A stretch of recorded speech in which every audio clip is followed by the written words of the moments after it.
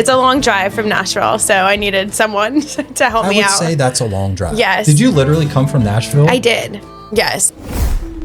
What is the saying? Steel strengthens steel or something? Or Sharpens iron. Yeah. There you go. Different metal. Different metal, says the engineer, doesn't even know her metals. Dang it. Maybe I just don't know my sayings. She was chemistry too.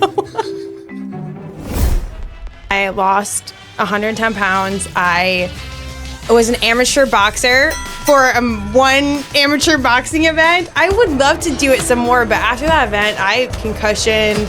I lost my hearing for like a week.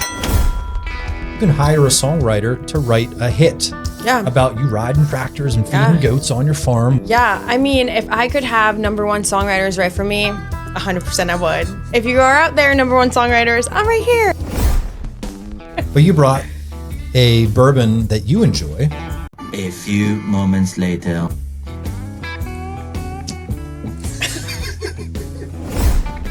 There's like, this is a stop sign. This is me. This is another car, like coming on through. Boop, boop, boop, boop. I thought that they stopped. But his light, like, I didn't really see him until he was right there because his lights were off. His stop sign is actually here, which is weird. Like, how does that make sense?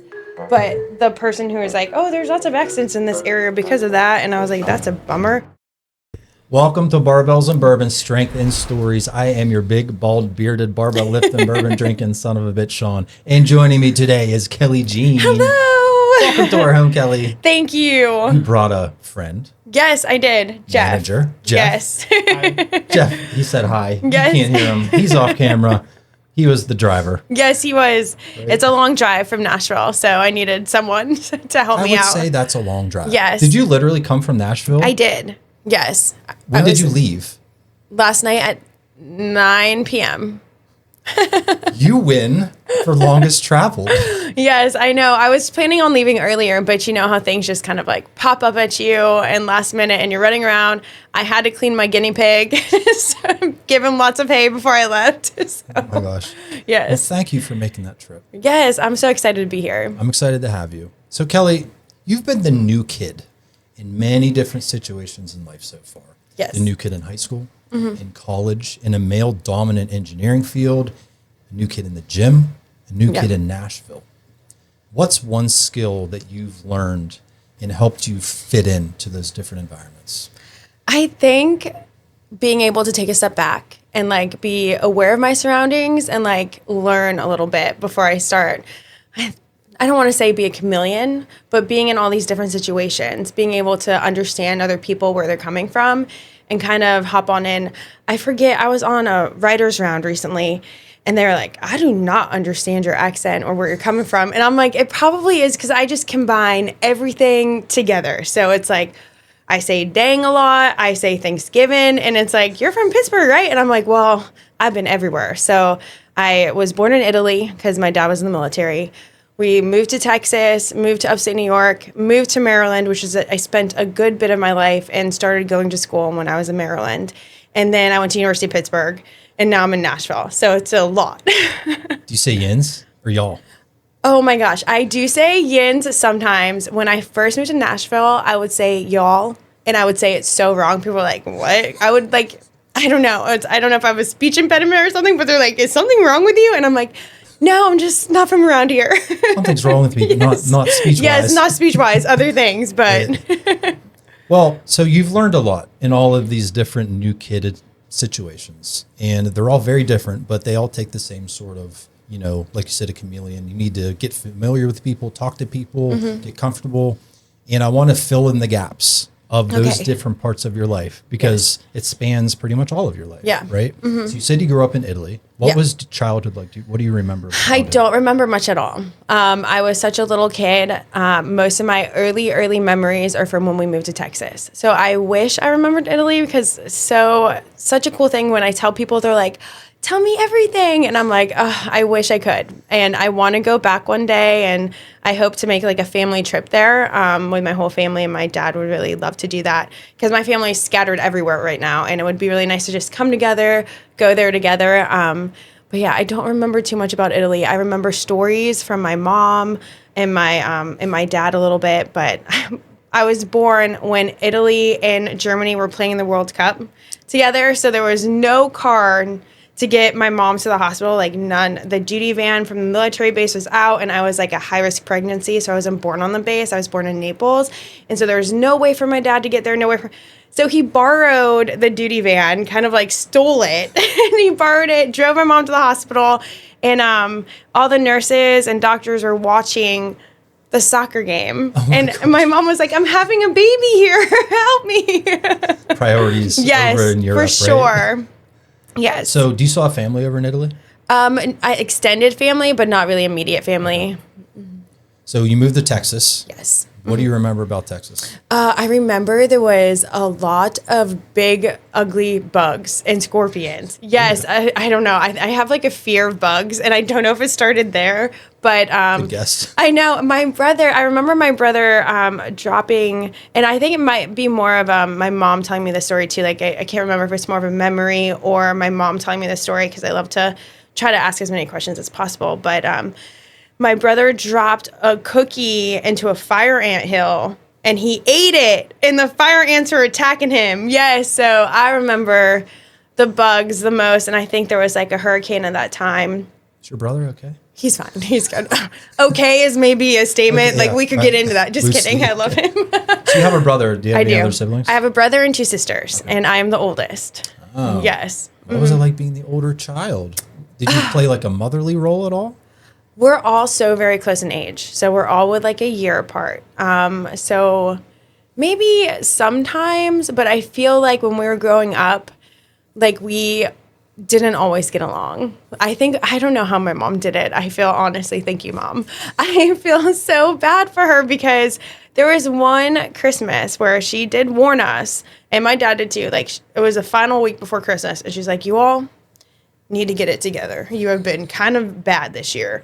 And we're like, meh. And I don't know why we couldn't just get it together for a week, because they did all of our gifts. None. Did we got she play nothing. The Santa card? She did. Mm-hmm. We got nothing. And actually they donated all of them to children that needed it. So yeah. So it was a great thing. But in that moment, I think I was like maybe 8 at the time, it was terrible. That must have been like gut wrenching. It was. I can't imagine not getting a Christmas gift. Yeah, it was. Well, okay. We also celebrate Italian Christmas, which is like on January 6th. Yes, I know, I get 2 Christmases. So the Epiphany. So when we saw that happen, we were like, okay, we can redeem ourselves. Let's huddle up. The La Befana will be coming, and she will bring us some gifts if we get it together. So we got it together. And I mean, I think we've gotten really close as we're older now. But when we were younger, it was... But I think it's nice that we're so close in age, because we're not scared to tell each other, like, when we're wrong or when we think something's wrong, and we have those discussions. I think my sister and I, we had a moment where we didn't talk for, like, a couple months because we hurt each other. But just, like, sitting back and realizing that she is one of the most important people to me in the world, that I would never want to lose that relationship, and knowing that she's way more important than our arguments. So, yeah, for sure. Were you close with your parents? Yes, I am close. And that's what makes this music so hard sometimes. Because once I went to Pitt, I like moved out of the house like I was at Pitt. And it was so far away from my parents. And looking back now, not that far. Pittsburgh and Maryland, like only a few hours. Now Nashville is a little bit longer. Just being away from them, you wonder, like, I hope that I'm making the right choice, because I hope that I'm not missing out on moments that my sister, who lives at home, has these moments with my mom. And yeah, so sometimes it is really hard, because I love them so very much. So you're a close-knit family, a homebody. Yes. Right? You were homeschooled up until high school. Yes. Did you feel sheltered at all? Yes. You answered very quickly. Yes. There was things when I got into high school and 8th grade, I was like, what are you talking about? Like, I have no idea, like slang words, or not even bad words, right? But like, I didn't really watch TV a lot, or if we did, it wasn't like those. I never watched like Nickelodeon shows. Like, I never really watched SpongeBob, kind of a little bit, but not too much. And things that like pop culture references from around that time frame, I have no clue. People are like, "Where were you?" And I was like, "At home." Like, Yeah. there's that phrase like, "Did you live in a cave?" And you Yes, kinda I did. really did. I did. Well, how old are you now? How old am I? Yeah. Am I allowed to ask that? You can ask that.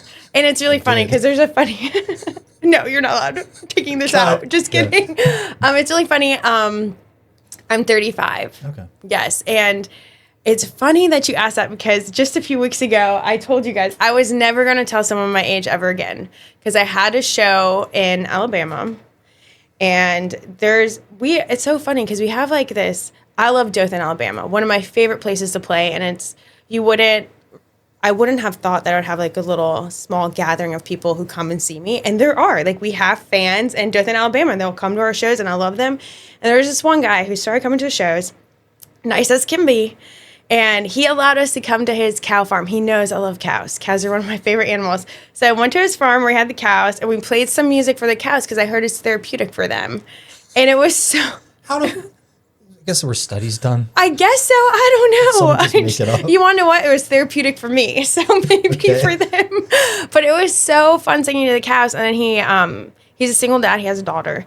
And he asked me, he was like, "Oh, do you want kids one day?" And I was like, maybe one day. But like, I'm focused on this whole music thing right now. He's like, "Oh, you're young, like probably like 26." And I was like, "Oh yeah, totally." Like, with that. it's Thank you, sir. the Botox, which I don't do Botox anymore. But he was like, "No, like actually, how old are you?" And I'm like, 35. And he's like, "Oh, that's old.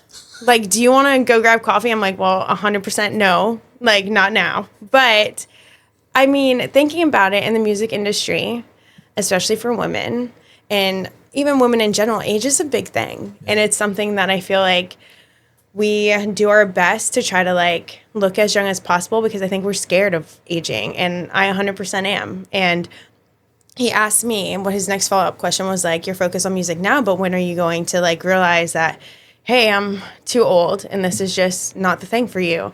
And I'm like, probably never, because I do not know how to give up on things. Maybe I should have been a bull rider because I will just keep on hanging on to things. Yeah. But yeah, I mean, it is something that I think about. It is something that I'm like, I do worry about sometimes is my age. Self-conscious a little bit? Yes. Yeah. Do you feel like you're past your prime? I would say no. And I don't really think about it if it's just me. But if someone's asking me, I do get like, what if they're right? Like, like what if they're right about all of it? That, because you look at singers nowadays, especially female singers, and they are younger. And there's this rule. I was at a CMT event, and it was like right when I moved down to Nashville, which was like right before COVID. So there was this one manager who came in to talk to us, and they were like, "Yeah, it's hard. Sometimes it's harder for women because record labels, they look at women of a certain age and they're pumping all this money into an artist." So I get it a little bit. They're pumping all this money into the artist. And then, "Oh, well, you want to go get married and have a family and put your career on hold while we put all this money into you." So kind of like, it's like we're going to shy away from it. So I understand, but not really. Yeah. But like... Well, it's a risk for the record company. Yes. Because there could be a lull right. where your priorities might shift a little bit. Yeah. But as a listener of your music, why does it fucking matter what exactly. age you are? I wouldn't think so either. Yeah. I don't get it, but I'm also not in the music business. Yeah. So Jeff, as your manager, yeah. does he, and maybe you can speak for him because he can't, because he's in the darkness. Yes. Does he struggle finding you gigs because of your age? And is there some challenge? He's shaking his head no. No, he says no. And that's good to know. And honestly, I don't think it's a venue thing. And I don't think it's, we've been working a lot with Drusky Entertainment, which is, I'm so grateful to them for having us. Canceled on me because of I know. I'm so sorry. I was like so sorry because I'm a talker. I love to talk. So I'm like, this is going to be so You're fun. You're in the right place. I know, perfect. Yes, I'm so grateful to them. And it's not like any of those, they ask my age, right? And I don't think most people do. But it was just in that moment that made me feel really like kind of bummed. So Kelley, you were talking about high school and how all the slang words you weren't familiar with, and people are like, "Where have you been all this time? You don't know what this show is." Yeah. How did it feel kind of walking out of that cave into school? Well, okay. Well, the first day of school, my dad was dropping me off and like he was signing me up to go to school, but there was a hurricane in Maryland. So the first day was canceled. And then the day that I was going to go there, we were in the guidance counselor's office and they were like, we actually can't have her come in today. Like, we need another day to do the paperwork. And I started to like tear up and cry because I was so excited. I don't know why. I thought you were going to be nervous. Excited. No, I was probably excited. Just wanted to get the hell out of the house. I mean, to be honest, we went to more places homeschooled than I ever did when I was at school. My mom was a teacher, like, and we were homeschooled because my brother became deaf in one. Well, he was partly deaf in one ear, and his school had a problem teaching him. And my mom was like, "I'm just going to teach all of you." And so she took us out of school. Like, she was a teacher, so she kind of knew what she was doing. Didn't know what she was getting into, I'm sure, with all four of us. But we went to so many places, homeschool. We never had snow days, though, which was a bummer. And we lived in upstate New York at the time, so we probably would have gotten a ton of snow days. But no snow days, honestly, no sick days, and it was year-round. So it's kind of, I was excited to just be around other kids my own age, like try to make friends. And I was like in tears, and there was someone from my class who saw me, and I never lived that day down for that full year. Like, they're like, "You're so weird and nerdy. Like, why do you want to be in school?" Girl, you have no idea. Yes, I was like, yes, you have no idea. So you go to school for the first time. Most people who are in high school have known their friends from elementary school. Yeah. Like, it's been built up over 8 years, right? Yes. Now you're getting thrown into something you know nobody. Mm-hmm. What was it like making friends for the first time? Hard. It was really hard. Trying to break into that, like the first week, I was kind of like nervous, but I love people and I love talking. And so I don't know. I just like I made the decision that like, if I don't go for it and don't just talk to someone, like, what's the worst that can happen? And that's kind of honestly how I live my life, which might not be the best way, but I'm always like, what's the worst thing that can possibly happen? Someone tells me they don't want me singing at their venue. Okay, it's a no. Yeah. Another one. Who cares? It's okay. Like, no. Yeah. So I just go and I was like, what's the worst that can happen? I'm just going to do it. And there was moments where I definitely embarrassed myself, but I just went for it. I'm trying to put myself in that situation. Starting high school, having never been to school before, and struggling to find my identity. Because, you find your friend circles as time goes on. And you start to learn kind of who you are. But all you really knew is your siblings. Right, So you really didn't know what type of person you were socially yet. Yeah. So what friend groups did you find yourself fitting in with the most? Ooh, I think that's like changed like throughout high school so much, and then it continues to change. And I think at the beginning, I found a friend group, and it was more of these drama kids because I love being musicals, plays, everything. I love attention. So I was like, heck yes, this is me. And so I think they were my friend group. And then I had like a small falling out with my one of the friends. And then it became like, we all stopped being friends. And I don't think anybody talks about this enough, but friend breakups are sometimes the hardest breakups to like get through, like way harder than relationships. And so I think I ate lunch in the bathroom for like a month because I was too scared to go into the cafeteria and see my friends there having a good time without me. No, it's not. It's really not. Like, I don't think I ate. I just sat in the stall and was like, Now, not to put, gender to this, but girls' relationships are different than guys. Yeah, for guys sure. Can we don't break up.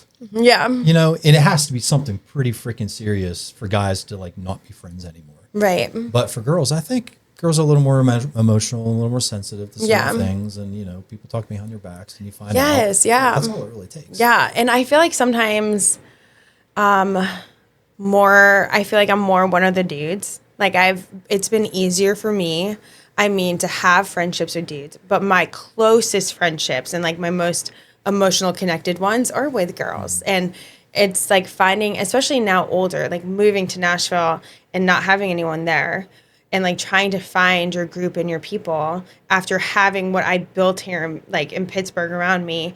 It was so hard, and finding friends in your 30s is like impossible. Especially in the day of social media. Right. Because, and I was thinking about this before you showed up. this show forces us to speak face to face. Yeah. We're complete strangers, essentially. Yeah. But yet we're going to be talking for about 2 hours. Yeah. We're not texting. We're not on the phone. You know, we're forced to talk about things and see our emotions. Yeah. And that's sort of gone to the wayside. People really don't sit down and have long, meaningful conversations anymore. Think about the last time you sat down with someone and talked for 2 hours. Yeah. You can't really think of it, right? No. Mine was in the last episode. Yes. But other than that, Yeah. I really don't talk to people. It's all, It even is. my parents. Yeah. What's up, Dad? You know, they live 2 miles away. Why don't I just freaking go to their house? Yeah.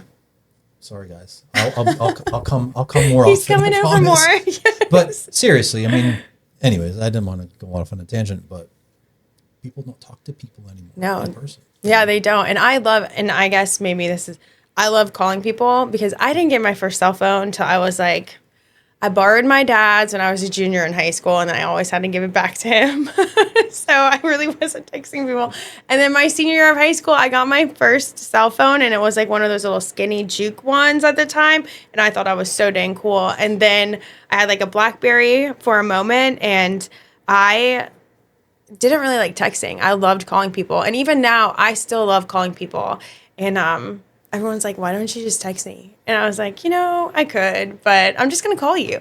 We're talking about cell phones, and I have to bring up Yes, a personal topic. So Verizon sent me a $20,000 cell phone bill. And I would have it. vomit. I would vomit. Literally vomit. I have it sitting right here. Switch to me. 20. Zoom in on that. $20,000. Sean, why do you have a $20,000 Verizon cell phone bill? You're asking. Well, let me explain it. I was given 2 home routers. I connected all of my shit to one of them, and apparently had a data limit on it that I was unaware of. So I went over $20,000 of data, and they're trying to charge me, and I'm sure my server's going to be shut down soon. I've tried to talk to multiple Verizon people. I've been very unsuccessful in talking to somebody. So if anybody out there knows anybody at Verizon higher up, hook a man up. Yes. I'm not paying it. I would cry. I would vomit if I saw that. I would be in tears. But how much data is $20,000? So I'm it's just wondering. $20 per gigabyte over. So Jeff, can you do the math? It's a lot. Yeah. Yeah. Right. 1,000 gigabyte, which is a terabyte? No. What's a terabyte?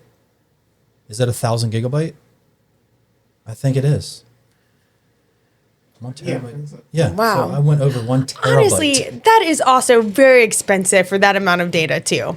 And data is arbitrary. Yes. You can't touch the stuff I used. Yeah. You know what I mean? It's not like I have a car in the driveway to show for Right. it. I Yes. didn't take some material item.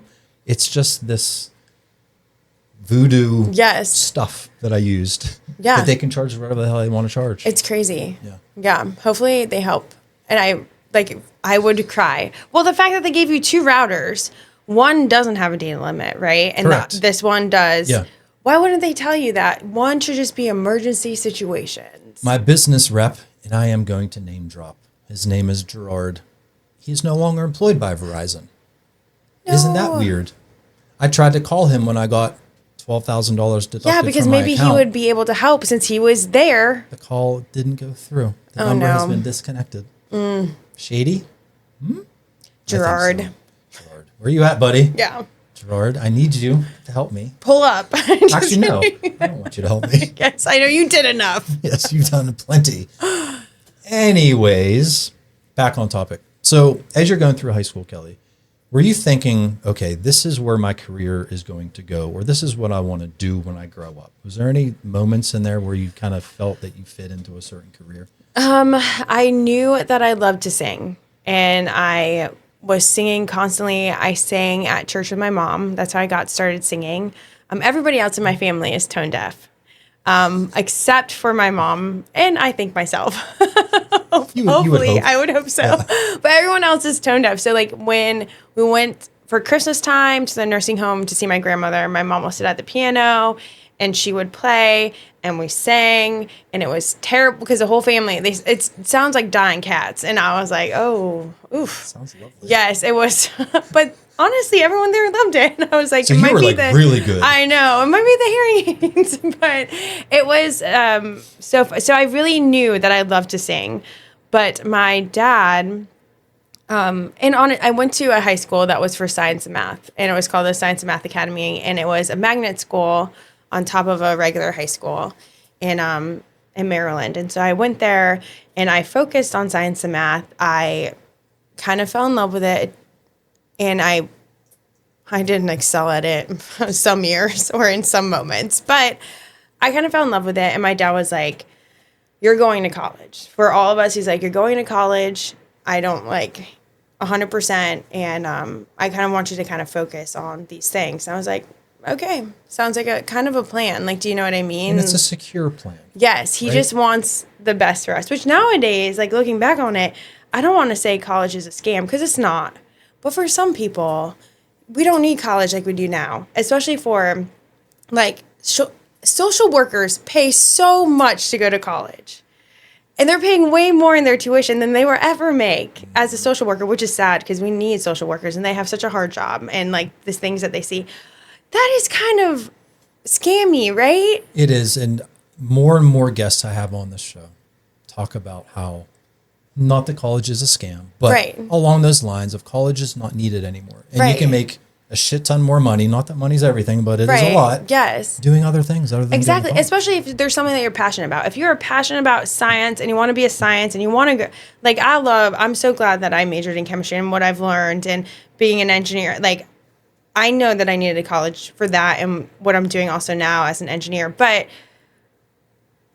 if you don't want to do those things, it's not the same thought process where you have to go to college. If something else makes you happy, what's the worst? Go for it. Do there it. There are so many ways to make money these days. Yes. It's ridiculous. It really, yeah. I'm an engineer too. Yeah. I have an engineering degree from Penn State. I'm curious. No, I'm leaving. Sorry, you're locked. Remember, this is the closet of confessions. You can't leave. Yeah, Penn State. I was accepted at Pitt. Yeah. If that counts towards anything. But I think that's actually worse. You chose Penn State. You actually chose Penn State over Pitt. And I think that was because I have a good reason for it. Okay. Maybe you'll forgive me after I explain. We'll see.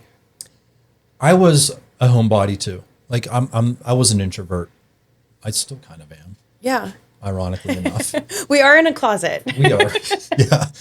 And going to a big school off campus away from home, even though it's Oakland, which is down the road, scared me. Yeah. I knew that I could go to a Penn State branch campus, which is down the road, and still live at home and still maybe get that college experience. Yeah. Kind of ease myself into the college life.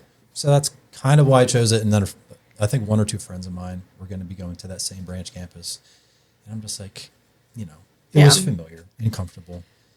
And you don't give a shit. It's fine. I do. I forgive you. It's fine. It hurts. It's no. It makes sense. It hurts, but I forgive you. I mean, a lot of my friends went to University of Maryland because I was living in Maryland at the time. And I was like, nope, I'm going for it. Yeah. And the reason I brought that up is because, I have an engineering degree, but I don't use anything that I learned. Yeah. All of the differential equations and science classes and thermodynamics and digital algorithm. I don't use any of that shit. Yeah. But here I am, podcasting. Yes. Doing what you love. Doing what I love. Doing what you love. Follow your dreams, people. So what was your first job out of college?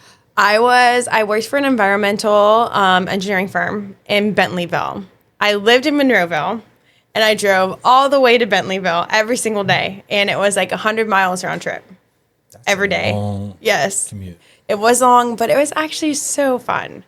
And I worked for that lab. My lab manager at the time had kind of I don't know if it was something happened, and I don't want to say I'm not really sure what happened, but something happened and they had to leave, and they asked me to step in. I stepped in, I took the reins, and I became the lab manager at that location after a year, and I loved it. We were getting a ton of samples because there was a the head division in Indiana, PA. Then there was a southern division in Bentleyville. Then they had another division, a northern division in Williamsport.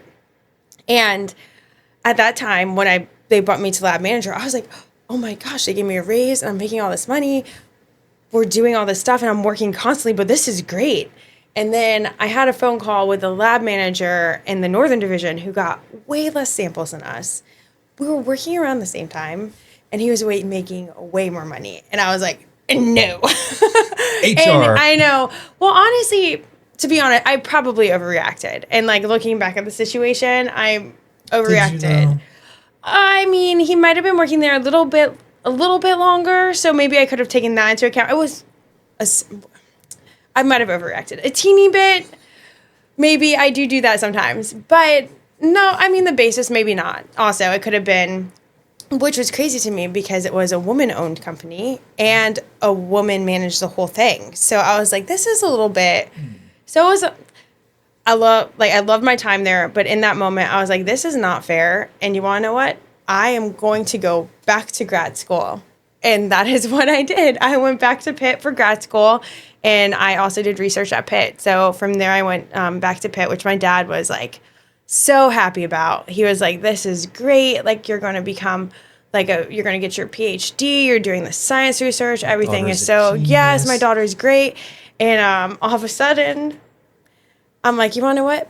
I'm moving to Nashville for music. It didn't happen exactly like that. There was moments where I started playing up here in Pittsburgh. I went down to Nashville. I played around. I met Leslie Fram from CMT. She was her marketing VP of marketing. She now has her own company, but they had this really cool program, which was like for an artist mentorship program. She was like, do you want to be a part of it? I'm like, heck yes, I do. I was driving from Pittsburgh to Nashville every other week. I'm a terrible driver. I thought for everyone's safety, I'm just going to move down to Nashville and I'm going to go for it. Because I couldn't keep both of those lives going, like driving that much, doing research, working and trying to do my PhD and then trying to pursue this music. I was like, now is the time. If this could possibly work, it's the time to move down there. It's the time to be there. It's the time to go for it. I told my dad, I think he was like, no. And my mom, who has that musical background, is probably a little bit like, oh, like a little bit more understanding. And honestly, my dad is very accepting of it. He comes to my shows. He is very nice. So I think he was very worried. And he always tells me, he's like, are you sure you don't want to go back to school? Like, take a few credits while you're doing this, like work on that PhD. And it's funny because my brother has his PhD. He works for Stephen Austin University in Texas. He has an industrial engineering. My sister, she is at University of Florida right now getting her PhD. She already has her master's in audiology and speech pathology. So she's working on that. And my youngest sister has her master's in anthropology, and she teaches at the community college at home. The odd one out. I know, I am. I'm the big old dummy over here. The old dummy that sings. Big old dummy. Yes. Because, most people that find a career and are educated in that career stick with that career. Yep. It's safe.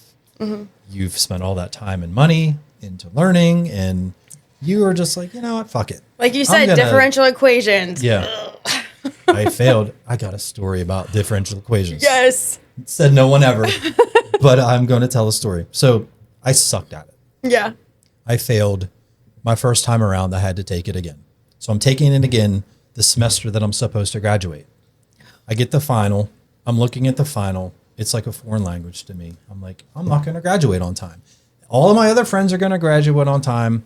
My ex-wife, who we went to the same school together, was graduating the same year. So we had a plan. I took the final. I knew I failed it. So on the back of the final, I wrote the professor a little note. I said, I can't believe I'm talking about confessions. I've never talked about this either. Yes. I write that my girlfriend is pregnant. If I don't graduate, it's going to ruin my life. I need to find a job, support my family. It was the sappiest bullshit I've ever written in my life. And I graduated. I love it so much. I don't know if it's the note, because it sure as hell wasn't my test grade. I was going to say, maybe you actually passed. No. That is not true. And then, so fast forward like a year. I saw this professor walking through a parking lot at a local shopping center. And he looked at me and I looked at him and no words were spoken. I just kind of went, and he went. I And love that so much. But should you? I mean, you maybe that not, like- is that but like- I do. Is that pathetic? No. Comment below. Is that pathetic? I mean, I think that's resourceful, innovative in a way. Yeah, damn Yes, straight. it's I've a never thought of grind. it I that way. don't know. It's In that survival. moment, it is survival. Like you had to pass.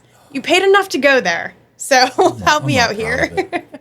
But Yeah. anyways, I mean, look at I me wasn't. now. Yeah, I'm. if it wasn't for that note, who knows? Where My would you pregnant be? girlfriend could have. Yeah. Yeah. Oh, that's so Kids, funny. don't do that. That's not the. It's not the.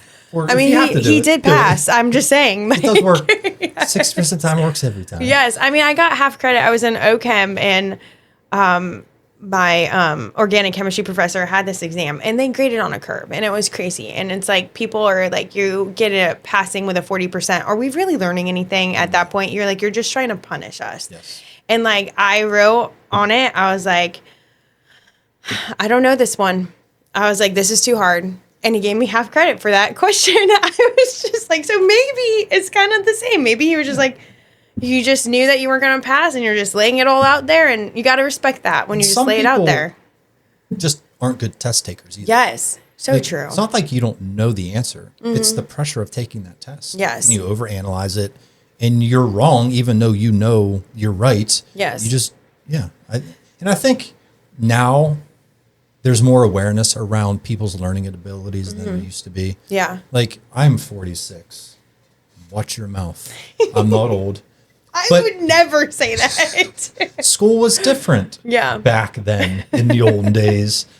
Everyone was graded on the same level. Everyone was expected to learn the same speed Yeah. and the same. There were no like special classes. Like now there's IEP and all these Yes, special yeah. learning classes and different things that you can do if you're Yeah. kind of behind on that learning spectrum. I don't think that was really a thing when I was in school. I think it was the same in my day too. Yeah. So I think I think it's You're for old the too, younger ones. so- I am old too. We got your next guest hopefully will be younger. Maybe have that topic for Who them. is my next guest? I don't even know. Oh, is it a special announcer? We could announce it here. I can't even talk about it. It's that special. Oh, wow.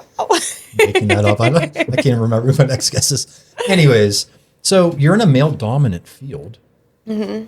I mean, engineering's a male dominant field. Maybe not as much now as it used to Right. be. Yeah. How did you feel fitting in with that?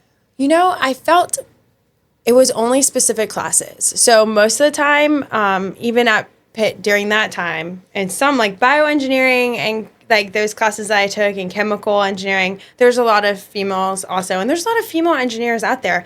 I took a course, like I got the certificate in mechanical and nuclear engineering at Pitt. And I just remember, and he wasn't even a professor there. They had them be honorary professors, like from one of the nuclear plants. I'm not going to say which one it is, but one of the nuclear plants. And he was mean as heck. And I was the only girl in this class. There was other ones in the certificate program, so I don't want to be like I was the only woman there. I wasn't. There was other ones, but I was the only one in this specific class. And he said, when I was leaving the class, he's like, you've been doing well in these other classes so far, but just know that I'm not going to give you an easy pass because you're a girl. And I was like, okay, Noted. sir, like check plus. Okay. Then I was just sitting in the class, manhole covers. Yeah. He was talking about it. He's like, oh, but not to offend anyone. We're going to call them person hole covers. Like, I don't want to offend anyone. And I was like, That's almost worse saying yes, that. I'm like, Just say. well, who you're offending, the person next? I'm not really sure. And so it was just one of those moments. And I obviously don't think it's like everyone who does it. And I don't know if he was trying to do it on purpose. I mean, he was an older gentleman. He was a little grumpster. He was crabby. I don't know if he didn't eat breakfast or something, but Not to defend him. yes. I think a lot of it's generational. Yes, I'm sure. That's just the way they grew up. It's not his fault. Right. That's just all he knows. Yes, You know, yeah. women have a role, Yeah. and it's not to be in an engineering class. Right. That's just how For he him, grew yeah. up, And I I totally get that for him. So it really didn't like upset me. It just honestly made me like get an A in his class. So Yeah, you got an A out of spite. yes, out of spite. So I just worked a little bit harder on that class because I know Calc 3, I did not work hard enough. So, but that one I did that year. And it was interesting to see. And it was interesting to see how that also kind of like pans out into other things, like even the country music field. And seeing it happen to women art. We talked about age already. I think that's a little bit like an unknowing bias that people might have in the industry. But there was this whole controversy called Tomato Gate. And Change the Conversation is an organization in Nashville that Leslie Fram is a big part of. And I go to their events, and it's really cool to see other female artists there because we can network together, know that we're not in this alone type of thing. I am so lucky being here from Pittsburgh. Froggy Radio and Danger, he is his name is not Danger. I call him Danger Frog. That's what he is in my phone, but his name is Jeremy. But to me, he's Danger Frog. And he is honestly just a huge advocate for local artists. And he's just an advocate for playing really great country music. And it doesn't matter if it's male or female. When Kelsey Ballerini was just starting, he played her constantly. And like, I love her music, and it's great to hear female voices out there. And Tomato Gate was this controversy that was radio executives and like was talking about how female listeners don't like to listen to female voices, how they need to be like the tomatoes in a salad sparingly, and how like they shouldn't be played. And it is like Spotify's algorithm for country music. You go to Hot Country and it's like hand over fist men. And don't get me wrong, I'm a huge country fan. I love male country artists too, but I also love female country artists. And I think female artists give a different perspective. Yeah. Is there a female artist out there that you think is kind of paving the way for this shift in stigma from male dominant country to female? Like in your experience, I don't know much about country. Don't hurt me. It's just not my genre. Yeah. You can punish me when we arm wrestle. Yes. Later. Oh no. I know. I was like, I've been in the gym trying to work on it, my muscles, but I'm doing bicep curls for the last 2 months. I haven't worked hard enough. I know it. 999. I don't know if you've been counting. I did over 1,000. Well, this isn't going to be good. So, is there any that you think have been, sort of more dominant in changing that stigma than others? Yeah, I mean, it's really cool to see Lainey Wilson doing what she's doing, and it's really cool to see Ellen Langley, who's kind of coming up, doing what she's doing. And I'm really excited because I saw Lainey Wilson at a writer's round, and writer's rounds are in Nashville, and it's like 3 writers or 4. You're on a stage and you go around and you play your original songs, and like one after the other, and then you probably do 3 or 4 songs. And I saw her play Things a Man Ought to Know, her big breakout hit, before it went to radio. And it was so cool just being there from the moment where like nobody knew her, and her just being honest and playing these songs and seeing where she is today. And like knowing that like her authenticity and her honesty and just her songwriting took her to where she is now. And so it's really cool to see her breaking down those barriers, and also like bringing other female artists on the road. Like it's cool seeing that. But I mean, there's a lot. I'm a huge like old country Gretchen Wilson. I love Gretchen Wilson. I met Sarah Evans at a CMT event. She spoke to the artist mentorship event, and it had such a big impact on me. Like I know for a fact she won't remember me from a pile of hay or something, but she was just so nice. Girl, pile of hay.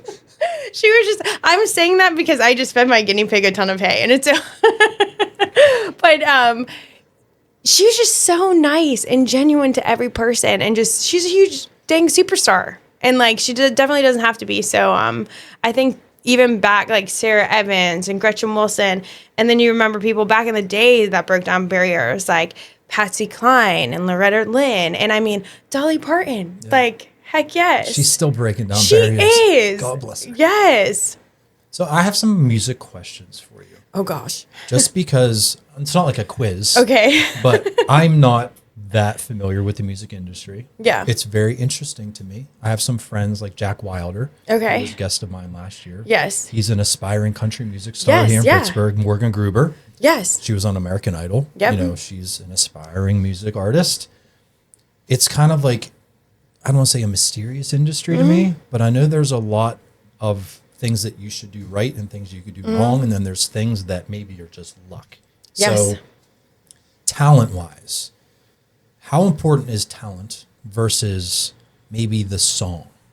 Because I know a lot of artists have songwriters that can write a really freaking amazing song.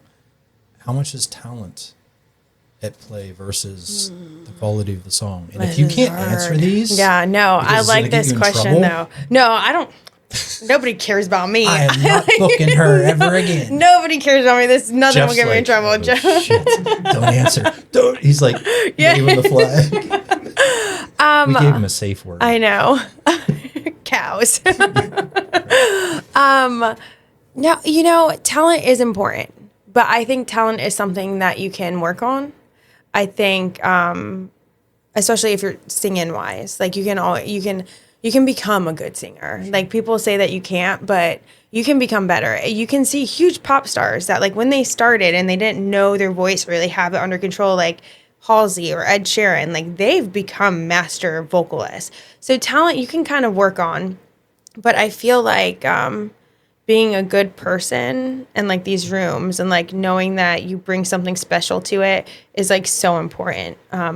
So I think talent is something that you can definitely work on. It's important, but I think especially down in Nashville, if you go into a room thinking that you're the hottest like stuff out there and that what is Nashville going to do for me, you can't think about it that way, because you can learn so much. Like what can you do in this songwriting room? What can you bring to it? What can you do to make a better lasting impact on the song? And I mean, it is hard nowadays because there's formulas for songs. Like for a song, if you don't get to the chorus in the first 30 seconds, done. Like they don't want to hear it. If you don't have a good hook, they don't want to hear it, which I don't blame them. Like, I mean, if it's not something that's singable, like people are going to forget about it. And nowadays, like people are like so used to scrolling. If it's not good, like immediately that captures somebody's attention, like they're not going to listen to it. Like, so you have to like make sure that you are like a good songwriter, but I think it's also authentic. Like if you're not actually being authentic in what you're singing or writing, because maybe the singer didn't write it, like you said, if it's not authentic, people can see right through it. Yeah. And so I think talent you can learn, but being authentic and true to yourself and just trying to be a good person is like one of the most important things in Nashville, because you can never make a second first impression. And I think that's probably different with country. Mm-hmm. Country is more personal. Yeah. Says the one who doesn't listen to country. But right, yeah, it's more like stories. Yeah. Personal experiences. Not that rock and jazz and R&B aren't. Right. But I think it's more relatable genre than some of the others, which is just noise or like there's rap, which I'm not going to go there. Are you a rap fan? Is that your genre? I can see it. Yeah, no. At all. Actually, Jeff is. That is his genre of music. Is it really? I'm sorry. Yes. No, you can offend him all you want. But I'm allowed to offend you. In my house. Yes. But I mean, the reason I say that, country's relatable. Yes. It's a relatable genre.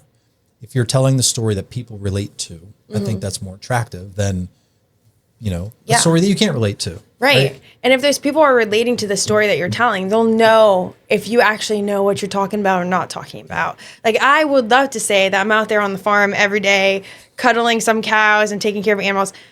I can't. I don't know. Like, hopefully one day, I want this music thing to work out so I can have a farm one day. But hopefully one day I can write songs about that. But I'm not writing a song about it because I don't have any clue. Maybe if I was in a writer's room with somebody who did, I would be able to, but I don't. So I can't at the moment. So that brings up the whole songwriter thing. Mm-hmm. You can hire a songwriter to write a hit about you riding tractors and feeding goats on your farm, which is complete false reality, right? Right. And it could be a hit. Right. But it's not your life. Right. So it's like, where do you find that balance of how genuine do I want to become? Yeah. I mean, if I could have number one songwriters write for me, 100% I would. If you are out there, number one songwriters, I'm right here. Links below if you want to write a song for. Make a comment.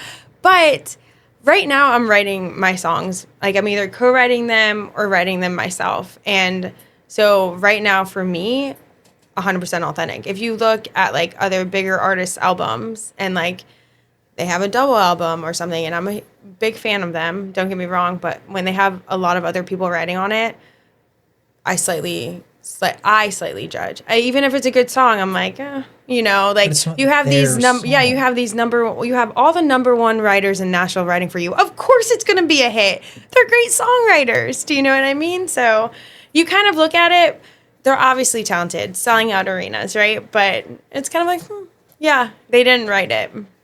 I can see how that would make you feel a certain way. I mean, I still love it. I will sing their songs all the time. I don't want to name drop because I did once at like a festival and this person was like, how do you not like them? Or like, what? And I'm like, I do love their songs. Maybe them not as a person. So I don't want to say that because I don't want to like, before I even get started. But there's some people who like, even if they didn't write their songs and it's a relatable song, the person who wrote it did. And they know, like, it's a good song for them. And there's some songwriters who are great writers and they can't sing worth a lick. Like you'll hear them in writers' rounds too, and you're like, ooh, wow, you wrote that song? Like, but there's some, yes, I know, and it's true. And do you want to know how hard that is as a songwriter to be tone deaf? I'm sure that has to be so hard because you want people to listen to your songs, and like, you have to find someone to cut the song for you to send it off to like artist labels and stuff. It's crazy. That has to be so hard. You have to have someone cut it for you. What an interesting industry. Yeah. There's a lot going on. There is. And I don't know half of it, right? Like you said, some of it is luck. Like you just never know. I go to this round and I love this place in Nashville. They have the best fried pickles and the best chicken sandwiches. I was hoping it was going to be food related. Yeah, it is. If you want to know food, I can tell you everywhere. But they're called The Local, and it's in Midtown in Nashville. It's by Vanderbilt's campus, and it's a small building. They have the best writers rounds, and it's the Music Row Freak Show is there. The woman who puts it on is Terry Jo Box. She's an amazing songwriter. She wrote for Ashley McBryde. She's written for Miranda Lambert. Like it's just amazing. It's just a small little. It's not. I mean, it's a restaurant. It's not small, but it's like you wouldn't expect it. Like Ashley McBryde was playing this writers round. So when I got to play the Music Row Freak Show, I was like, I'm so excited. Yeah. So there's like certain things that I want to play the listening room in Nashville. I obviously want to play the Bluebird. I mean, everybody does. So there's just little venues there that you want to play. And that was one of them. And I checked off the bucket list and I'm really excited because you never know who is going to be in those rooms listening. And like to know that Ashley McBryde was there playing her songs and like where she is now is really, really cool. So aspiring actors and actresses move to Hollywood. Aspiring country music artists move to Nashville. How important is it to be in Nashville to you? Do you think it's really going to help your career explode? Or do you feel like you're in a saturated city with tons of aspiring actors or artists and you're just going to get overlooked? I don't think being in Nashville will make my music explode or that be the reason why. But if you're not in Nashville writing with those people down there and those songwriters, what is the saying? Steel strengthens steel or something? Or sharpens iron. There you go. Different metal. Different metal, says the engineer. Doesn't even know her metals. Dang it. Maybe I just don't know my sayings. She was chemistry too. Wow.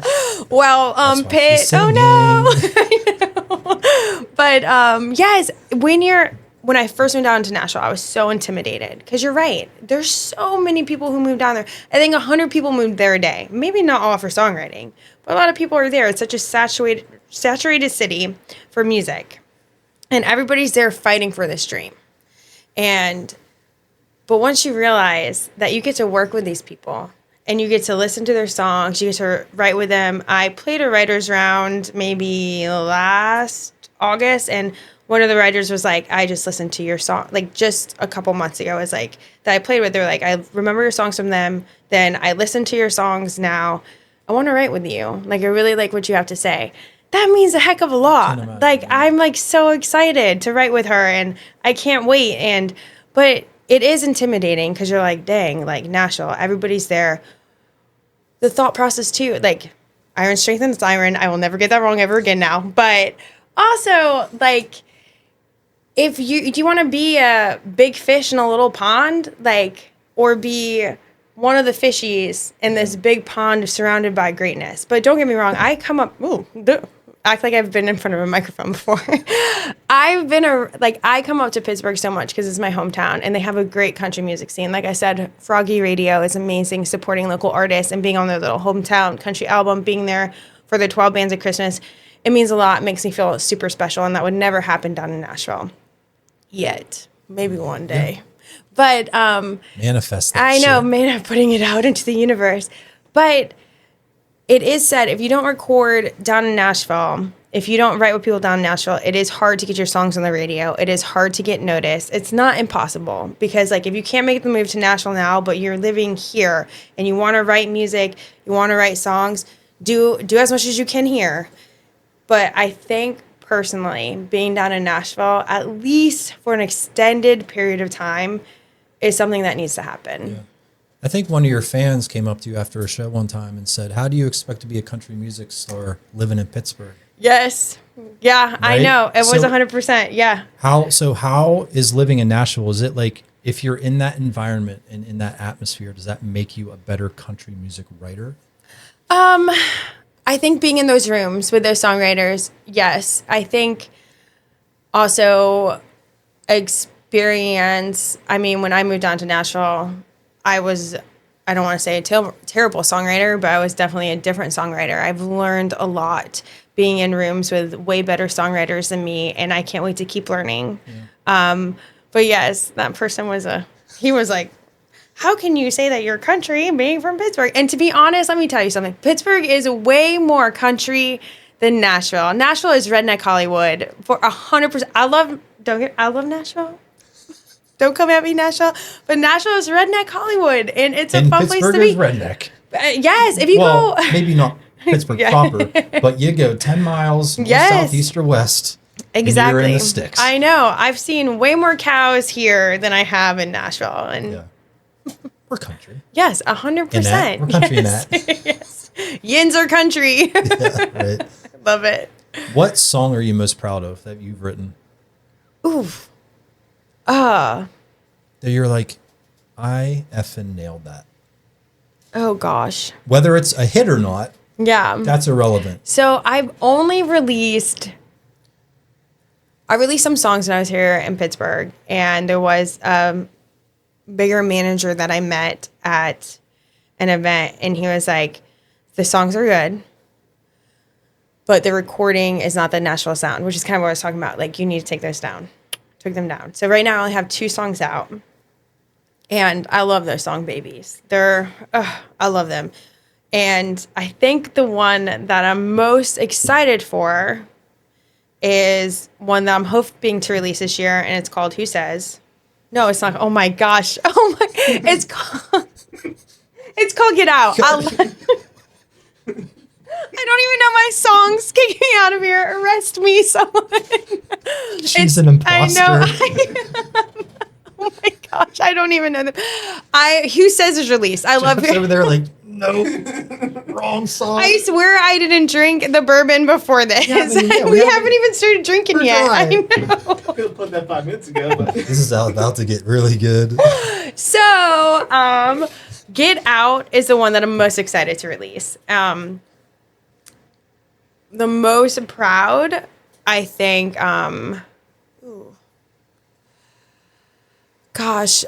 songwriting wise, the one that I think is like the best songwriting song, and I haven't released it either. I wrote it with my friend Noah Tellish, and it's kind of cool. It's called Take Home Girl.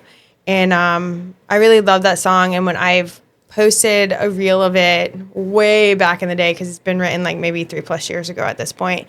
And it was so funny because now he's a girl dad, and it's so sweet. And he's dad and married and so happy. And I remember when we were writing the song, we were both like in weird places, and seeing our lives go in these directions is really cool.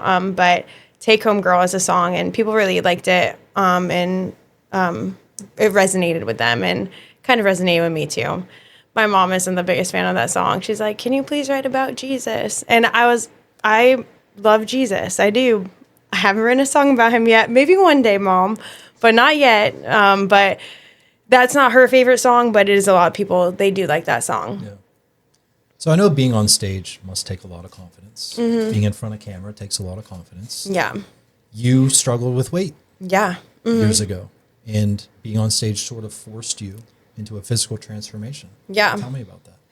So I actually lost the weight before I even thought about this whole music thing. And I probably would not have done music at all if I didn't lose the weight. And to be honest, being on stage does take a lot of confidence. I am probably one of the least confident person in how I look. And I think I do have like this problem still in my head, like not actually like seeing myself for who I am. I'm always like worried, like I think everyone is a little bit. But yes, I lost 110 pounds with the help. Thank you. And I still am working on it. It's still a journey. It's not exactly where I want to be, and I'm still working. Never ending. It'll be a yes, lifestyle. it is. It is a lifestyle. And I think that's what people really sometimes when they're in the middle of it, when they're at this moment where they're like, dang, looking at the scale and they're upset and it's a number that they don't want to see or thought they would ever see. I mean, for me, my moment was I was trying to bend over and tie my shoes, and it was like, wow, like this is like bad. Awakening, huh? It was, and I'm one of those people who, and I still do, I work through my emotions by eating. I'm an emotional eater. So I had to figure out another way to work through that. And I was through college, through everything, I was athletic, like training. I played, like I was on the water polo club sports team. I swam year round when I was a kid. So it wasn't something I ever had to worry about. Like I wasn't like the skinniest, but I was athletic and I was working out. So I wasn't like worried about what I was eating. But then when you get out of college, you start working, you're eating the same and you're not working out. It is not the same, like at all. It's like eating like a swimmer and then yes, and then swimming not doing. Yeah, it was a bad moment, and I really had that awakening, bending over, and then I was like, this needs to change, and I met. Her name is Liana, and I don't know if she's training still, but I worked with her and Teresa.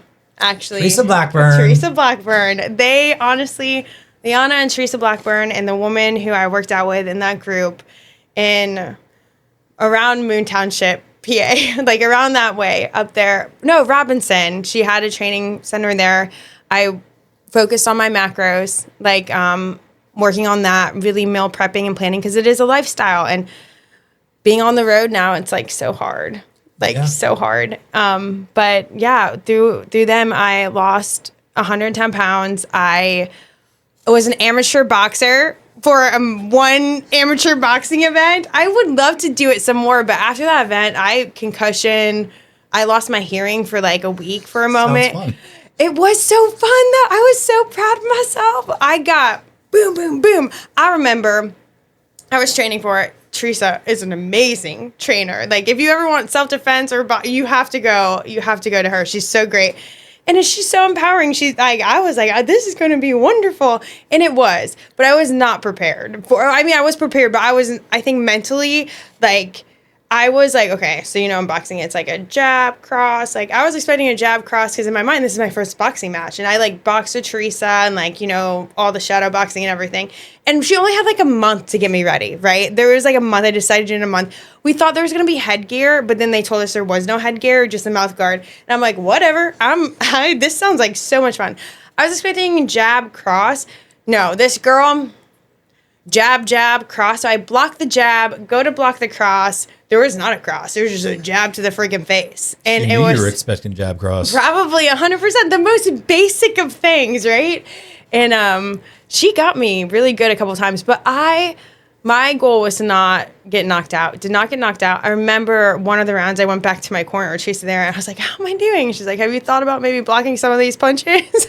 Of all things to just jump into just because boxing. Yeah. A lot of people jump into pickleball. Yeah. Or I think I'm going to try crocheting. No, I straight did. to boxing. I did because I was taking kickboxing class with Teresa. I was losing weight. I ran the half marathon that year in Pittsburgh. And I was working with Girls on the Run, coaching for them. And I just thought like, hey, like now is the time to do it. You're not like, why not go for it? Like this, you're on this journey of becoming this woman that you want to be. And this is a part of it. And it was so fun. I got my ass kicked, but it was so fun. At least you can admit it. Yes, I did.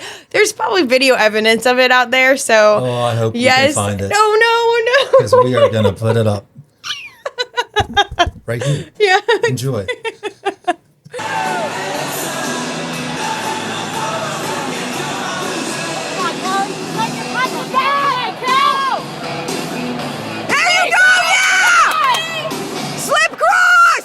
Was so fun and such an experience. I would 100% do it again. But like I said, I lost my hearing for like a week and I can't not be able to hear myself sing. Yeah. What a story that would It be. would. Yeah. No. Country music artist fails because. Yes. Yeah. I can't hear shit.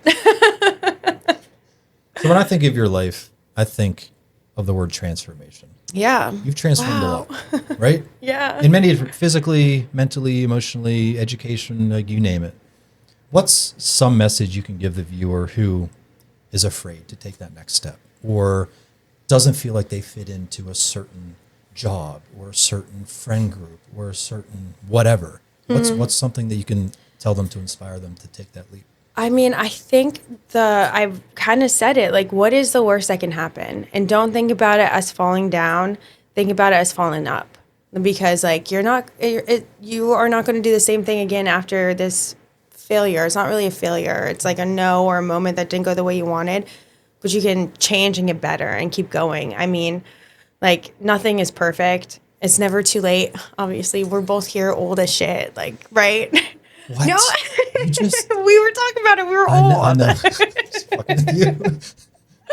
Of all Yes, people, for me to be offended, you're I know. freaking a decade younger than me.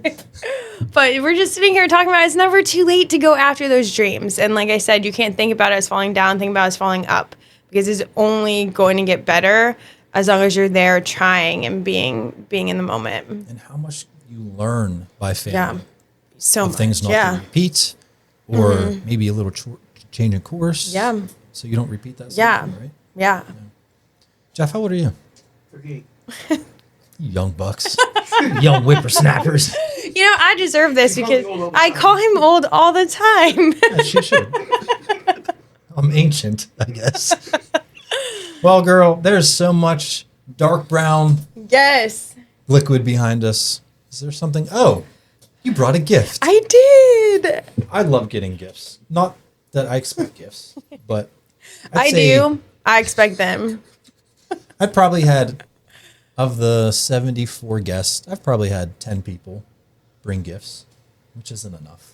Should be more than I'm just Hint, kidding. hint. But you brought a bourbon that you enjoy. Yeah. Well, enjoy it. You'll probably watch me make a face. So maybe camera pan We'll away say from enjoy me. loosely. Yes. I'll overlay a Yeah. smile. Perfect. Yeah. Big old smiley emoji. Tell me about this bourbon that you brought me, Kelley. Ooh, okay. Well, What's the history? What are the tasting History. notes? you'll taste it all over your tongue. It tastes like gasoline, pure gasoline. Stings the nostrils. It's bonded. I don't know what that means. I do. Yes. Bottled and bond has to be 100 proof. Okay. It has to be aged over 2 years. I think that one's 5. 5. You said 5 very southernly. it's I could 5. probably never repeat You it. say 5. That's how you say it, not 5. You added like 2 vowels in there. Yes. So can we, shall Yes, we? please. That's a good popper. Jeff, would you like a little pour?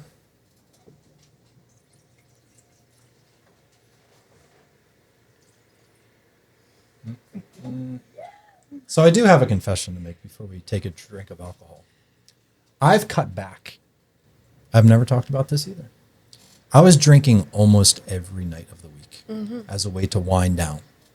It was kind of like my way to like celebrate getting through the day. Yeah. Became part of my nightly routine. And it was almost an every night thing. And I'm just like, this isn't good. I didn't need it, but it was just like at 9 o'clock. I'm like, oh, it's time to have a pour of bourbon. Yeah. I haven't had a drink in probably almost 2 weeks now. Wow. I've switched to tea. Wow. Yes. So now at 9 o'clock, Like it's sweet time. tea or just No. on sweet? Okay. Not sweet tea. Yeah. I'm hooked on Turner's now. Right before bed. It's like sweet tea. Oh, you southern thing, you. I just No, need to be like- sweet. If you must know, I drink kava tea, Okay. chamomile, lavender, Ooh. all the really masculine teas. That sounds relaxing. Does it sound relaxing, Joe? He's like, hey, you're such a sissy Yes, boy. no, I love it. But look, I'm a personal trainer on the side, Yes. and I felt Wait, you work out? couldn't tell. And I felt like a hypocrite Yeah. telling my clients to do all of these things to be healthier people. And here I am pouring bourbon almost every night of the week. Wow. You know yeah. what I mean? Like, I'm just like, I can't. It made me feel a certain way. And now that I've changed my habits, I feel mentally and physically like a completely different person. Wow. Now, it's the brand of this podcast is not changing. Good. It's going to be Barbells and Bourbon because life is all about balance. Right. You can be healthy and enjoy the finer things in life, and it's not going to throw you off track or ruin anything. But I took it a little too far. It just became, again, part of my routine. I'm not going to throw the A word out there because I wasn't at that point yet. Yeah. Obviously, I just stopped because it was a Right. habit. But, you know, if you are out there and you're struggling with alcohol, there is help. You might not know you need it. A lot of people are in denial. But if you can't survive without this stuff, that's when you know you have a problem. Yeah. If you're drinking at noon, it's probably a problem. Yeah. And it is not noon. Except for It on is- Sundays or mimosas, right? Yeah, Okay. it's different. And it's like, what, 5:30 p.m. Yes. right now. So we're way past noon. Yes. It's not a problem. With that, Cheers. Cheers, Jeff.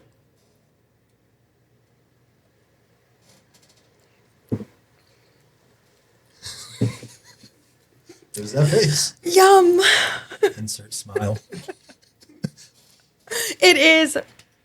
Wow. That is good. It does. I feel it all over my tongue. All over. I feel like, I feel it in my eyes. yes, I feel it everywhere. I can't hear. I know. Did I get punched? I can't feel my legs. Totally normal. Yes. So it's only been like 2 weeks, but I used to be able to sip that much easier. Wow. Like okay. it was like I didn't even like react. Like even my son one time, there's this bourbon distilled by a local Pittsburgh distiller. It's called McLaughlin's Distillery in Sewickley. They have a bourbon called Devil's Juice. That sounds It- diabolical. Yeah, it literally kind of is. Very high proof, and it tastes like you're licking a charred piece of firewood. Literally. It is the smokiest, woodiest bourbon I have ever had. And I'd be able to just whoop, not even Nothing. make a face. And then you have someone who's never had it try it, and they're Yeah. falling over.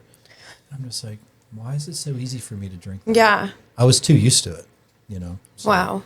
I'm glad Yeah. that I'm not used to it anymore. Right. You can feel it. Yes. And maybe like you probably appreciate it more too now. I really do.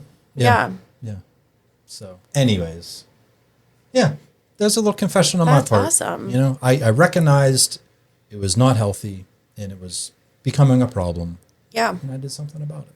And I'm not afraid to admit it. Yeah. And you can change too. Right? Yes. You're never too old.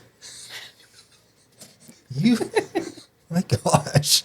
I'm going to like keep like a ticker. I know it, Tally. I'm never invited back either. Nope. So Nope. Just delete my number. Yes, As soon as done. you leave, you're blocked.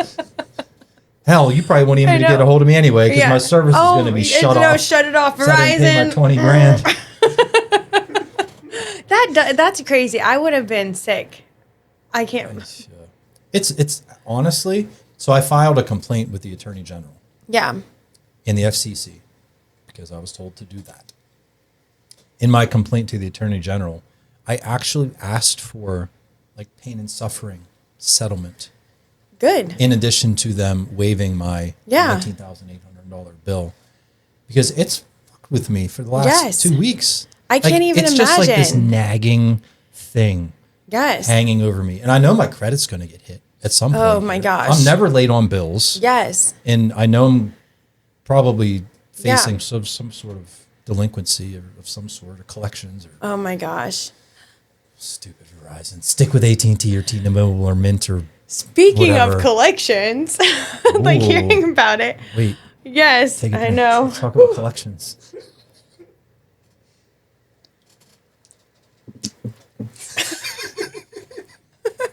Drink much? No. I mean, I usually can't taste it, but this, to be honest, it does taste good. I don't want to, especially that is a local. Yeah. And This poor distiller, I'm not No. going to tag them. no, in they're so that. good. Honestly, it's so good. I wouldn't be able to drink bourbon at all. Usually, probably. That's her happy Yes, this is my happy. How did you not know?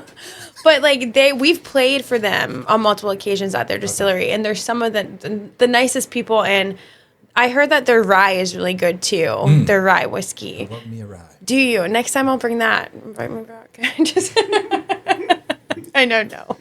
See you later, girlfriend. Podcast is relocated. I know. You can never undisclosed find me location. again. The closet is gone. I'll have you back whenever you get that number one hit.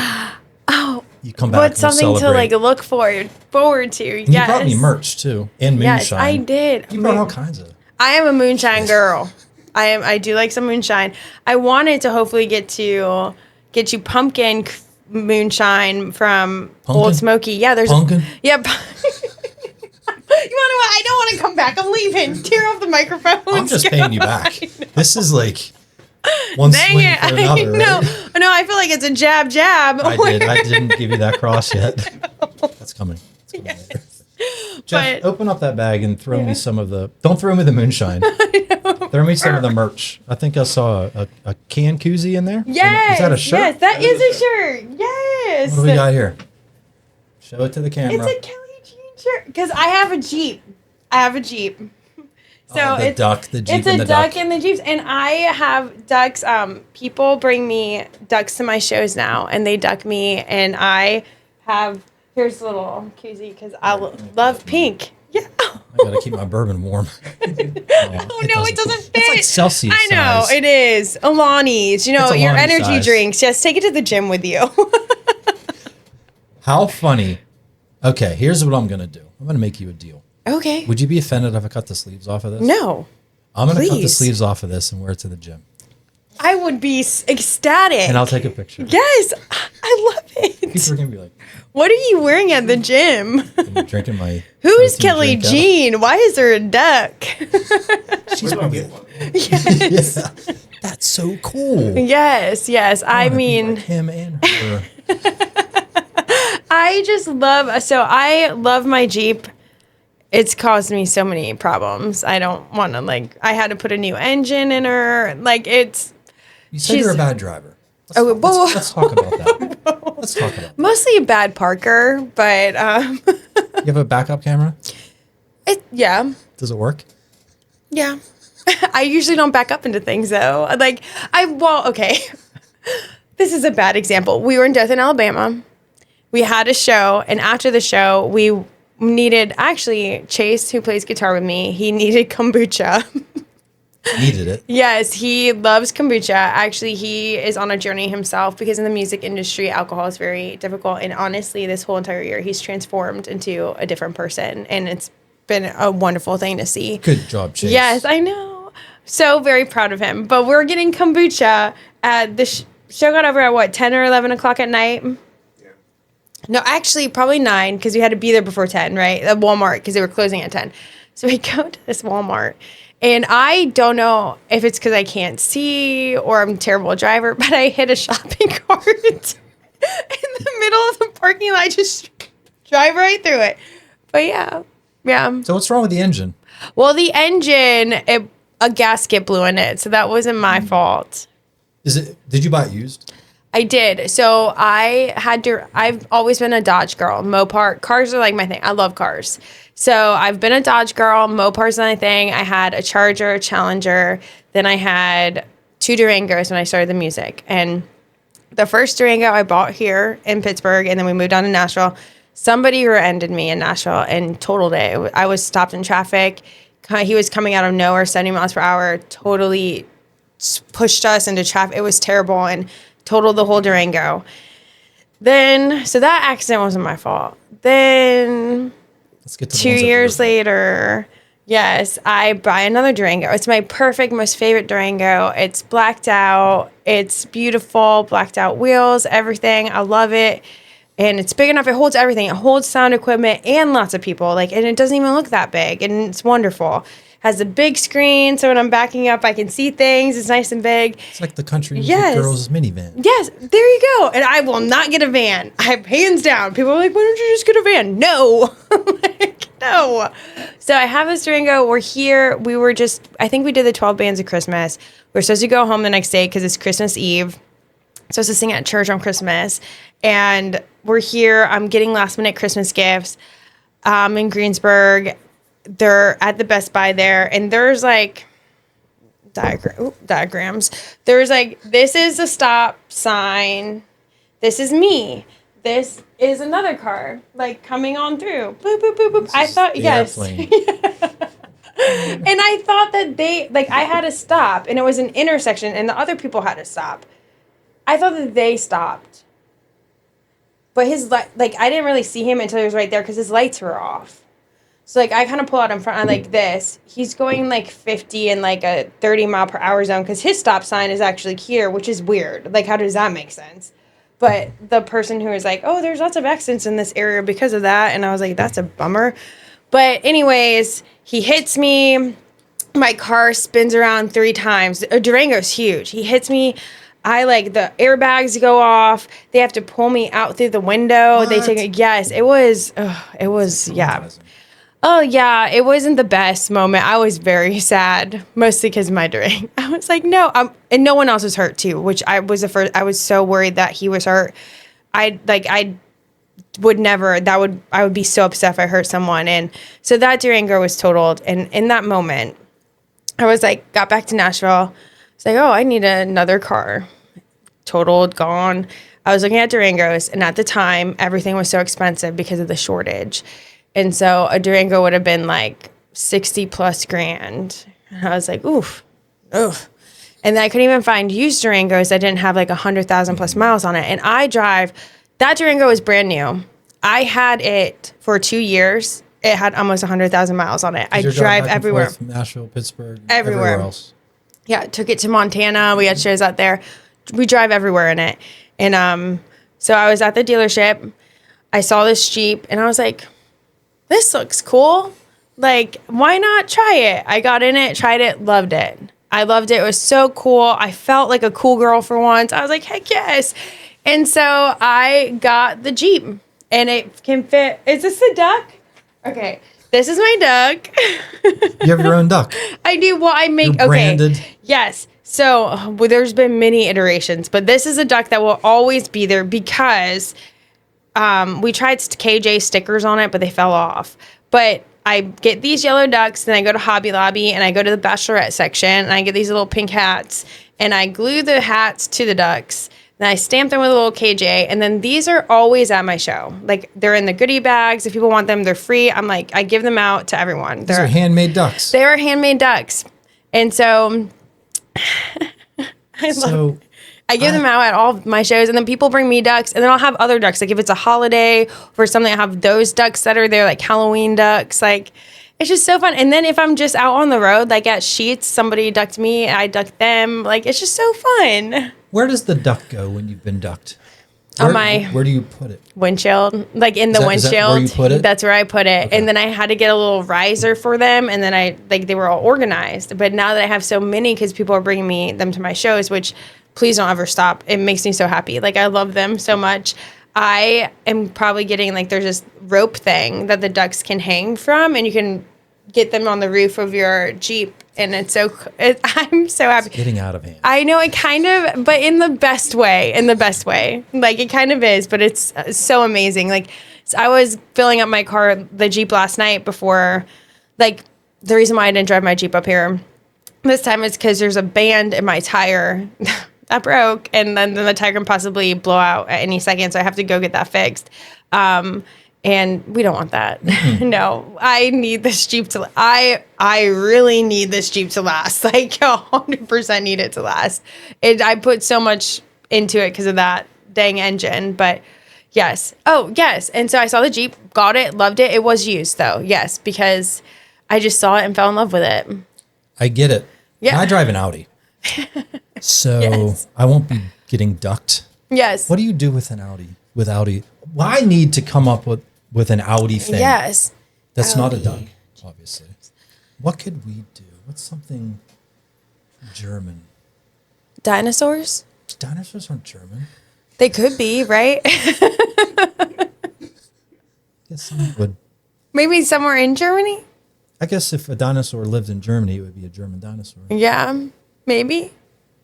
What's something German? Bratwurst. Yes. Oh, do you want a bratwurst? I'm gonna start putting bratwurst on Audi hoods. Like an actual bratwurst that they could eat, like a little snack. Cooked. Yeah, cooked In a bun, bratwurst. Yeah. mustard, Put it in a little ready to Ziploc eat. bag. Yes. Yeah. You've been bratted. Yeah. It. It's disgusting. Yes. I kind of love it though. People Someone's might Audi's appreciate parked it. out there for like Yes. a week at the airport. Oh, no.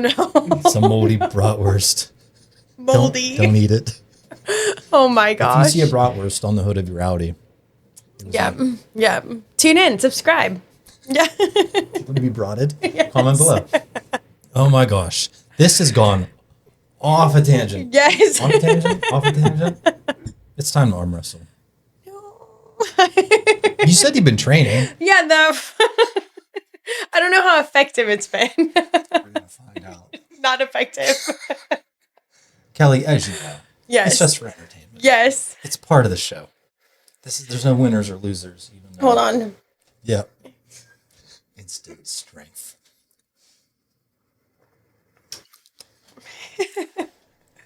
I'm going to hold a duck in one hand. Oh, wow. You're going to beat me while holding my own duck. Is that insulting? Yes, but in the best way. Please Okay. do it. As long as you say that. All right, Kelley, I'm going to ask you a question. You do this. Okay. Do I have to answer it before you beat me? Because try to beat me slowly. Answer when you feel it's right. Okay? When you feel it's time. Yes. You start when you're ready.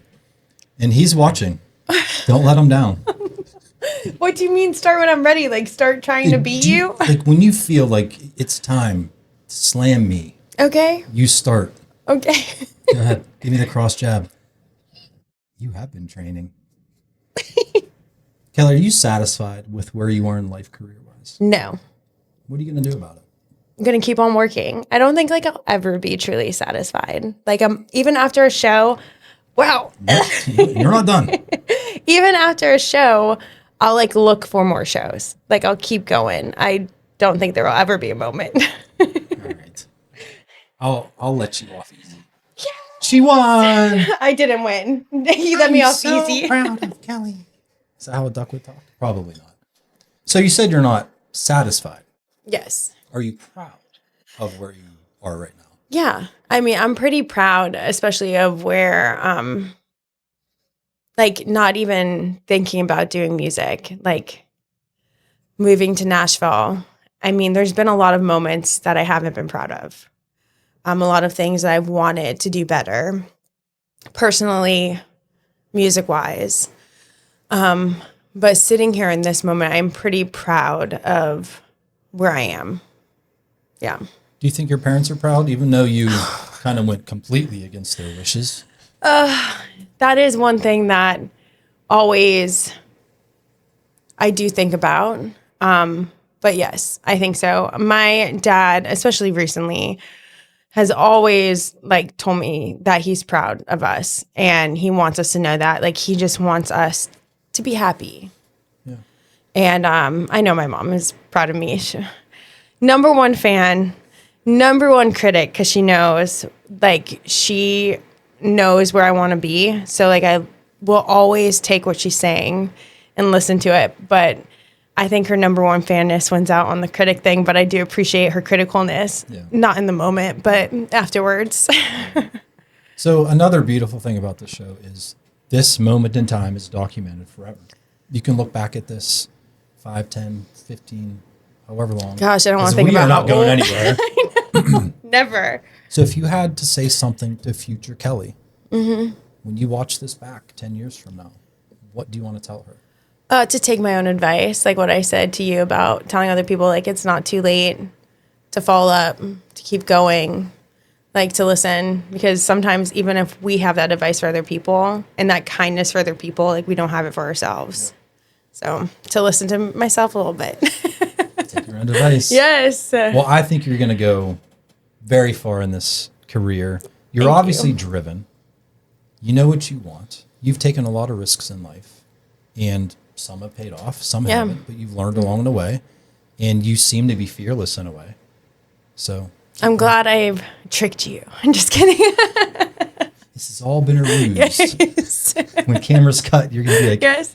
I'm so Yes, scared of everything. but yes, no. I mean, it is nice to hear from someone else that they think that it comes across as fear. I'm sometimes so scared to take those leaps, Yeah, right? But being scared is good. Yeah, Right? yeah, because we Keeps care. you on your toes, yeah, makes you alert, makes you kind of study the situation and do Yeah. research, and you're more on edge in a good way, I think. yes, yeah. Do you have any questions for me before we close out? Oh, Don't nice. ask me about my Oh, cell phone bill. we've talked about the cell phone Yeah. bill. No, actually, that's not your cell phone bill, right? Or is your cell phone connected to Verizon? All 7 cell phones. Wait, Mike, why do you have 7 cell phones? Are they all yours, or they're everyone like burner phones? No, that's not what's happening here. Maybe it's 6. Okay. Me, Maria, Yes. my 3 children, my stepdaughter. 6. Okay. I was one off. Yes. No, that makes 6 sense. cell phones. I thought you had burner phones going on Yep, the I run. got my podcast phone. Got my bourbon hunting phone. What is your favorite bourbon? I don't really have one. You don't I have mean, one. Half of these bottles Yeah. are unopened, so my favorite one might be lurking up there, and I don't. That you haven't know even it yet. tried it yet. Yeah. And now that I've essentially Kind of, stopped yes, drinking, cut back a teeny bit. I'm going to be old and gray before Yes. I've tried all of them. It's a pursuit. I'm a big fan of, which I don't even have, Old Forester. They're really good. So that Willet Estate, Yes. I'm not even going to, it's worth, I shouldn't even say it because someone's going to rob me. Yeah, don't say it. Nope. You can tell me later. But Tell you I later. do know somebody ordered a shot of it from somewhere I was at, and it was so expensive for a shot of it. And I was like, I could never be drunk enough to order the shot of it. Wow, Yeah, it's a I don't like it that much. pistol, hide it in our bag. Just kidding. I do search everyone before they leave to make sure You they don't have a should. bottle of bourbon. No. I thought this was a parting gift. No, it's What? not. Why are the cops here? Why I am I being brought arrested? gifts. Where's my gift? Yes. No, what got yeah. you into podcasting? I asked you that. You did. Yeah. And I ignored you. Not the first time.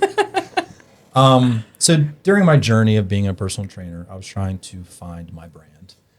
And it was very frustrating. And I'm sure you know that frustration of finding what makes you unique and going to stand out in the crowd, right? I was trying to find that same uniqueness. And there's all these influencers out there that seem like they're completely out of reach, and I can't relate to them at all. And it's almost discouraging. So I'm like, I just want to freaking talk to someone who's going through the trenches just like me, someone I can relate to, someone who has kids and has a job and isn't being, having their meals cooked for them and have these trainers that are, Yeah. right? Yes. That's yeah. not the lifestyle that I live. So I'm like, Barbells and Bourbon. That's a cool podcast name, which was just merch before. Yeah. I just want to talk to normal people that I see at Target, see at the church, see at the gym, and just get their stories. And it's turned into something pretty Wow. cool. So, yeah, that's why this exists. This was here before the podcast was here Yeah. as a way to display my bourbon. Wow. Yeah. And you made them, like you I said. added a table, some Together. microphones, and some cameras. And this is us. I love it. Here we are. Yes. And there's Jeff in the corner. Yes. Where he belongs. Just kidding. He is actually my friend. He is like 100. He started. sound like it. No, he started as a friend. Do you know that Lainey Wilson documentary? She has a documentary, and her manager's on there. And her manager was like, I had no clue. I was just her friend. And like, I was going to everything, and we were getting started. Like, she needed someone to help, and I became her manager, and I'm still her manager. And I'm like, Jeff, that could be you. Do you want to be an unpaid manager? And he said, yes. Paid to be your friend? Hell yeah. Yes. So it turned into something nice. So yes, Jeff is my friend. I'm not this terrible. It's all in head. Jeff, you're the second manager I've had behind this show. Nice. The previous was the manager of Emily, Anthony, who I thought was her pimp. I didn't think that you were. That's good. Yeah.